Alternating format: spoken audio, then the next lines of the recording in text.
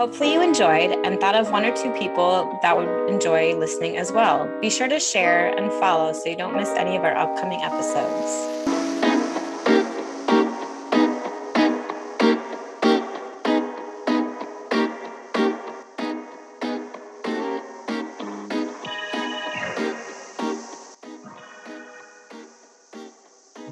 On today's episode, we speak with newlyweds Audrey and Gunnar on how they met in Africa, married in Hawaii, and live in Minnesota. They share the hilarious twist of events that occurred on their wedding day and the challenges of growing together. Be sure to subscribe, like, and share with a friend who can relate. Thanks so much for joining us.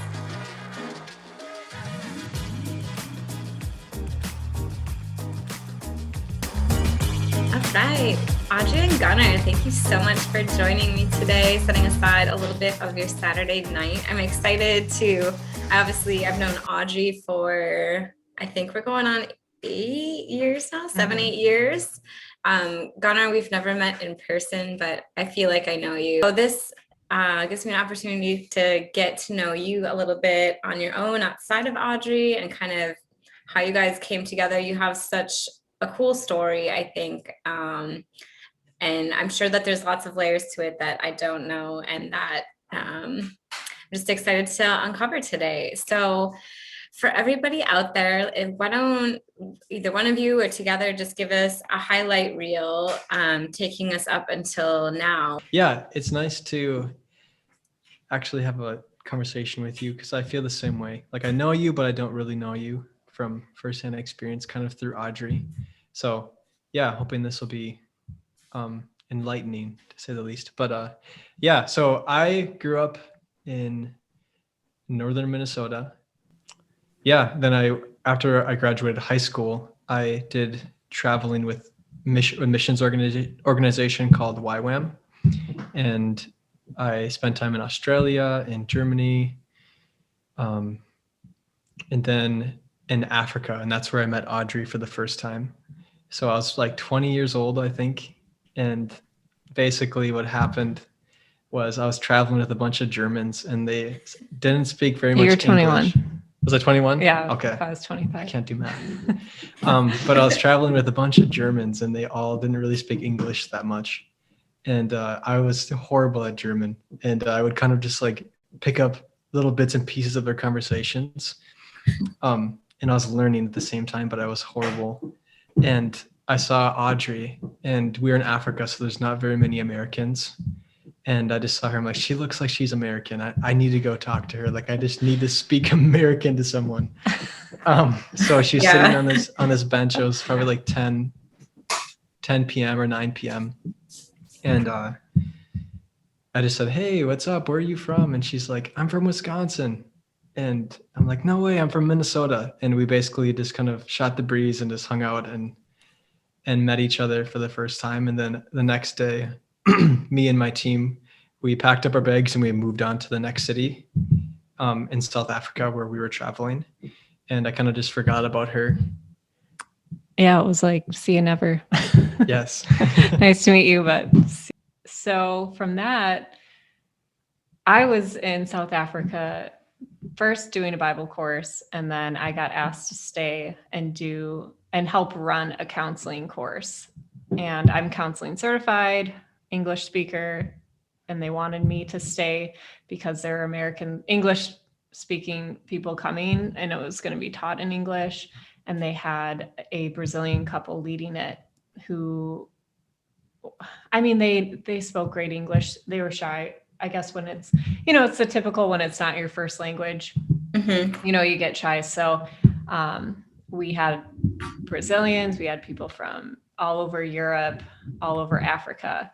And I was the only American of my staff of 11, the youngest by far. And it was the best learning experience ever. I stayed 5 months longer than I originally planned. It was nice to run into Gunnar. A couple times I did, but I never had time to talk to him because I was really focused on being there and being present with my school. So while I was helping run the school, the counseling unit or the family counseling unit really appealed to me. I just wanted to learn more, because when I was certified, it was in a different place, and we only, they just have different curriculums and whatnot. So I didn't get everything out of what this one did. And so my friend came up to me and said, there's actually a specific training course for family and couple counseling. And that's in Hawaii if you want to do that. 6 months later, I saved up and went to Hawaii to study at YWAM. And my first full day, lo and behold, sit next to Gunnar Zellman. You guys just randomly sat next to each other? Yeah. And there's a lot of people there. It was like maybe a couple thousand. Yeah, YWAM Kona is 1,000 the people, and mothership. you just happen to sit next to him. Yeah, it's nuts. It's how the Lord works. I was like, oh, I was the one who said something, but I was like, oh, you look familiar. And Gunnar was like, oh, yeah, you kind of look familiar too. And it was kind of one of those things. Well, Gunnar was there in Hawaii doing a completely separate school, which was School of Worship. And we just kept bumping into each other. And then, so Gunnar and I became friends, dated. Gunnar told me he liked me. Rest was history, and then asked me to be his girlfriend. And so we got to fall in love on the big island of Hawaii. And then we did distance. He was in Minnesota, I was in Wisconsin. And then in our 1 year, we got married. And we decided to go back to Hawaii to get married. So had our elopement. Yeah, we just eloped. It was me, her, and her dad. And he walked her down the sand aisle, and we got married, and it was that, and it was just the way we wanted it. We didn't have like this big, huge ceremony with a lot of people. We wanted to keep it low key and just about us. And just committing ourselves before the Lord to each other, and the pastor and his wife. Yeah, obviously them too. And we really wanted to give Audrey's dad the chance to walk her down the aisle. Yeah, one little traditional thing. Yeah. Yeah, we had a traditional Hawaiian ceremony, which involved a lot of Hawaiian music. And then we had this coconut ceremony where you drink the coconut water until it's completed. Yeah, the guy took this, he started the wedding ceremony off with this conch blowing.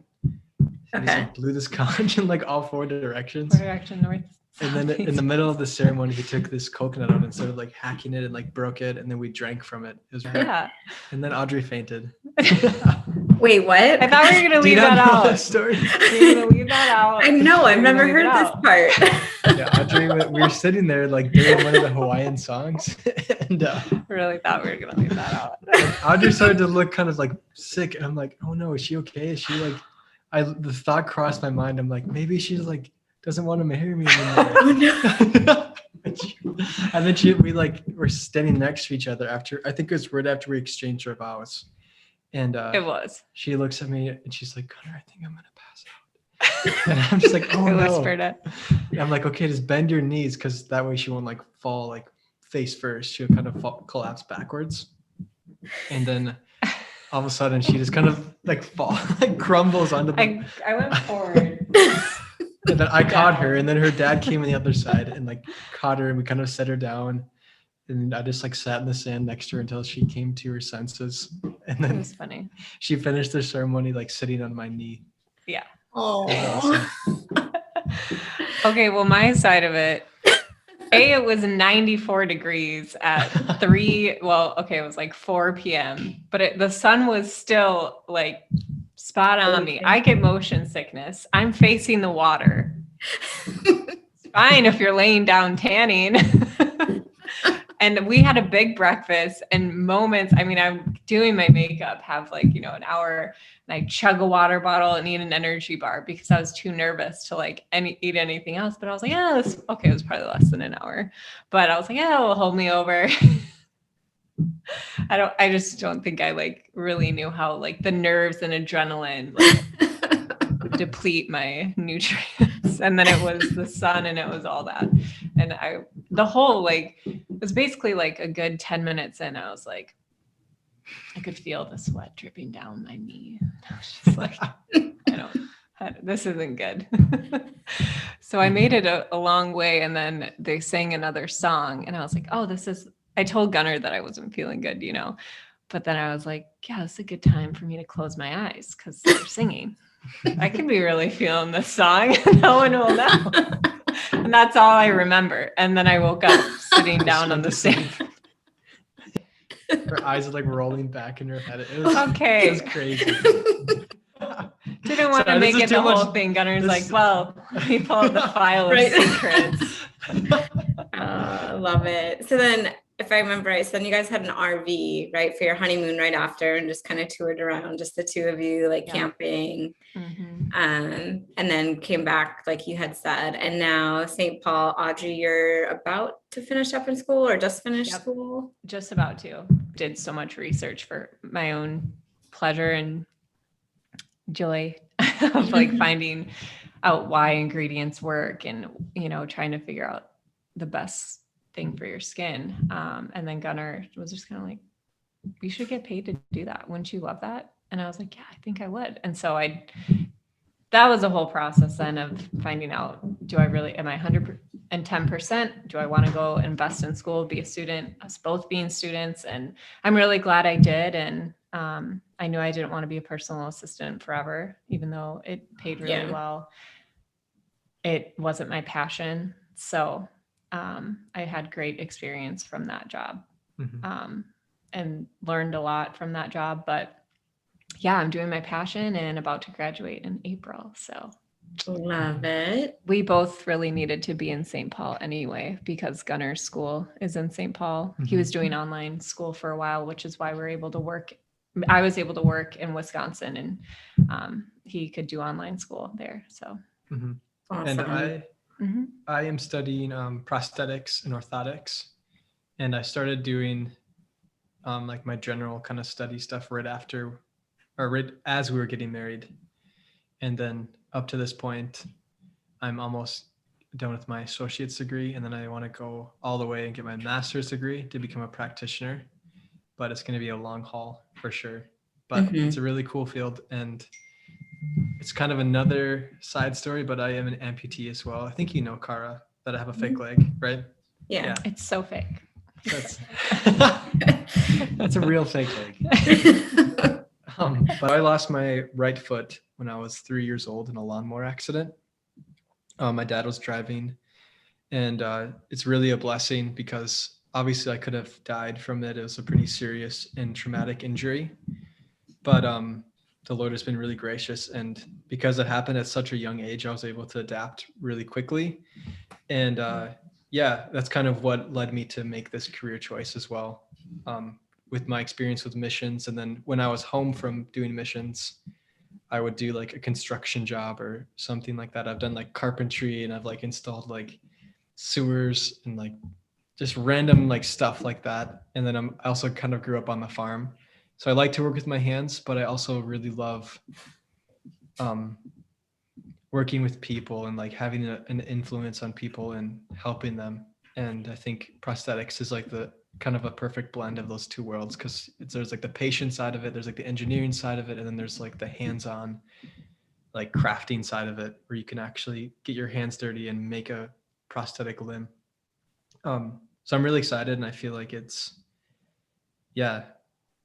all a part of God's kind of confusing will, and like how he takes bad things and makes good things out of them. Yes, always. Love that. Yeah. Very cool. So you guys are for both of you, and then going through this, you're just entered your second year of marriage, figuring out your careers together. Like, what are some of the, like, any thoughts to what you feel like your big challenges will be, like, in the near future that you're currently facing? But I think a challenge for us is just finding time for each other and making intentional time. And because when we do see each other, it's like, we need to talk about this or that, and make plans for this. And it's really easy to just forget and see that person and just spend quality time together. So I think that's something that we've been really good at and are really working on and getting better at. Like today we were able to just like chill out and hang out and sleep in together, make breakfast, and yeah, it's really good to have those days where you can just be like, let's chill and let's spend time with each other. We don't have to have a mission for today. Mm-hmm. Just be. Yeah. Not sure if that Yeah. answered your question or not. Sorry. Yeah, no, that's good. You're kind of in that, like, remembering to see that person as your wife or your husband and not just your roommate or this person you're doing life with, but yeah, to continue to pursue them. That's important from what I hear. Wouldn't know, but willing to bet that plays a big factor in your overall happiness. Yeah. And the question was, what are some of our challenges kind of right that we're facing? Yeah, I would agree with Gunnar. Just time management. And I mean, yeah, I would say date your partner is definitely what you should always be doing in life. So yeah, I think I would agree with what Gunnar said. I probably wouldn't add too much. Yeah, just our busy schedule. Yeah. Part-time jobs, 2 days a week. I don't come home till 10. And then he leaves some days at like 6 a.m. So it's like we had this stretch of only a little bit of time together. But yeah, it's doable. Nice.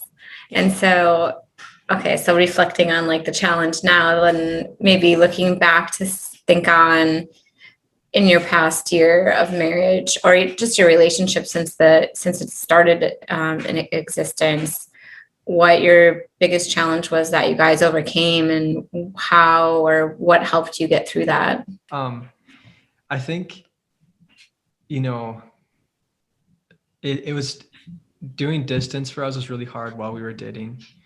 And then once we were married, it's a whole new ball game learning how to live with that person. Especially, I think that was, I don't want to answer for Audrey, but I know it was kind of challenging for her to live with me, like, because I'm not as clean as she is and as neat and like organized as she is. So I think why are you using my towel? Yeah, so many times. Oh, I forgot which towel is mine. Like every single day. Like how? I don't understand. But I think the biggest thing that I've learned in our marriage so far is just how important communication is, as cliche as that sounds. So key. It's easy to be like, hey, let's talk about something when we're both like feeling good and we're like in a great mood, but it's the hardest times when you have to communicate your needs or like a problem that you have, and the emotions are heated. And I think I'm learning that conflict is good as long as you just like address it with humility and also just like always seek to like understand where the other person is coming from. And I think today we had a little argument about, I can't remember what we were arguing about, but I think just the best and most successful marriages are the ones where people can forgive, because like every single day we're going to do crap that needs to be forgiven for. That's just, we're human beings and we're going to fail. And on our honeymoon, actually, like the day after we got married, we met this couple.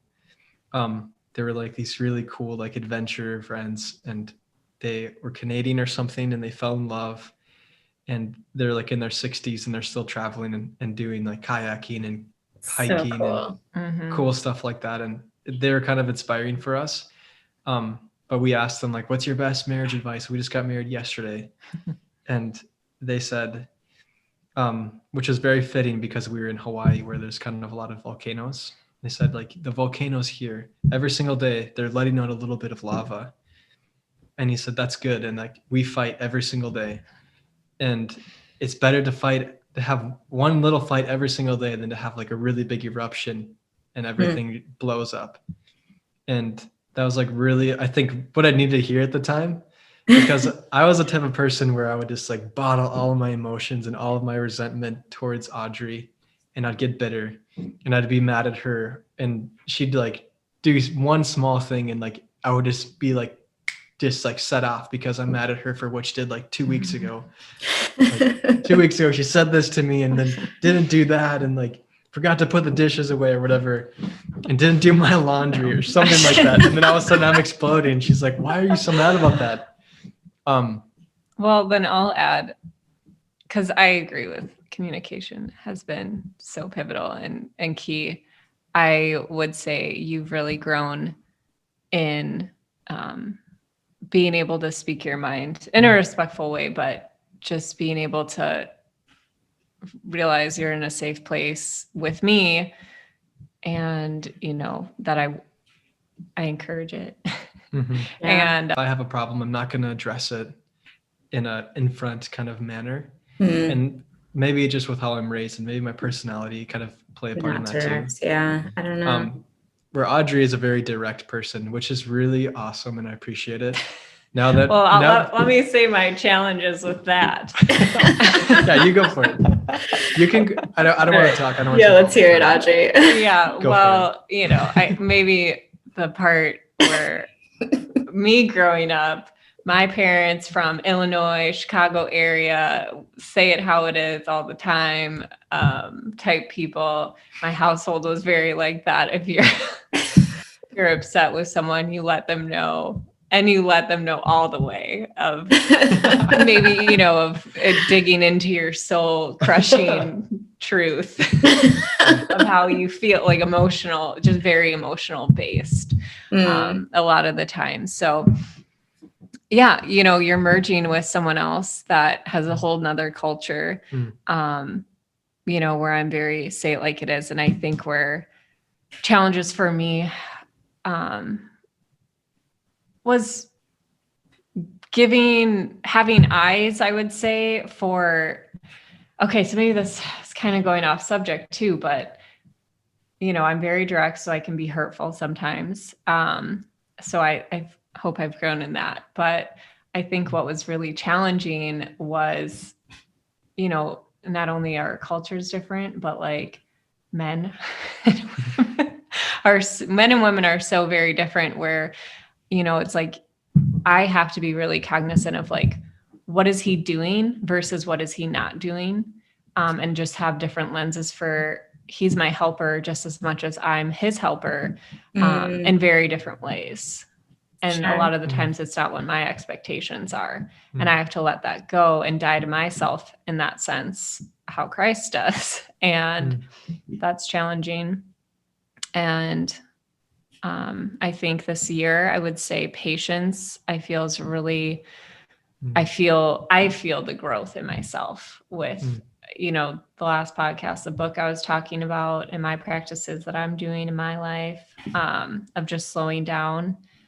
And yeah, I think patience with Gunnar has patience grown a little bit. Yeah, are huge in relationships. I think I don't know, maybe that's a female thing. I don't know so much if guys are the same way with expectations, but gosh, I know, even just like yesterday with me, just your mind gets set on this is how things are going to be, or you just have these expectations and then it doesn't go that way and you're upset, and you have no reason to be upset because this person has no idea what's going on in your brain.